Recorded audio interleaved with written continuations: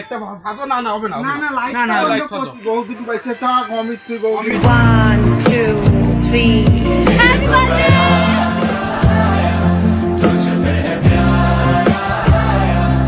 Guys, আপনারা বিশ্বাস করতে পারবেন না, জন্মদিনে এমন একটা সারপ্রাইজ পাবো সেটা আমার কল্পনার বাইরে। আমি কখনো ভাবতেও পারিনি আমার সাথে এমন কিছু একটা হবে। আজ অফিসে যা হলো সত্যিই মনে রাখার মতো। আজ ছিল আমার জন্মদিন। সত্যি বলতে অন্য দিনের মতো ভাবছিলাম যে অফিসে আসবো, কাজ করব, দিন শেষ হয়ে যাবে। কিন্তু অফিসে সন্ধ্যার দিকে হঠাৎ দেখি আমাদের অফিসের বড় ভাই একটা কেক নিয়ে এসেছে। ফাঁসো না না হবে না না না লাইট না বন্ধ লাইট ফাঁসো করতেই হবে।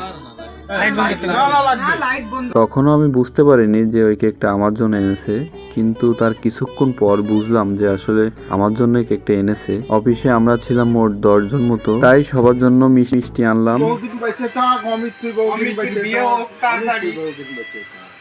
एक हैप्पी बर्थडे मटे कत তোরা কোনো হ্যাপি বার্থডে বলা বলি নেই। কেক আর মিষ্টি এই ছোটখাটো, মানে ছোটখাটো হলেও এই ব্যাপারটা আমার কাছে অনেক বড়। আসলে আমাদের অফিসে সিনিয়র জুনিয়র থাকলেও আমরা সবাই বন্ধুর মতো একজন আরেকজনের সাথে ব্যবহার করি। আমি কখনো ভাবিনি যে অফিসে সবাই মিলে একসাথে আমার জন্মদিনটা এইভাবে সেলিব্রেশন করবে। মানে আমি খুবই খুশি। আসলে এগুলো ভালোবাসা থেকেই তৈরি হয়। সত্যি বলতে মুহূর্তটা খুবই ছোট ছিল, কিন্তু এই মুহূর্তটা আমার কাছে খুব বড় স্মৃতি হয়ে থাকে। কারণ জীবনে এমন কিছু মুহূর্ত আসে যেগুলো হয়তো টাকা দিয়ে কেনা যায় না। তাহলে আজকে এই পর্যন্তই থাক, দেখা হবে অন্য কোনো ভিডিওতে। সবাই সুস্থ সুন্দর থাকো।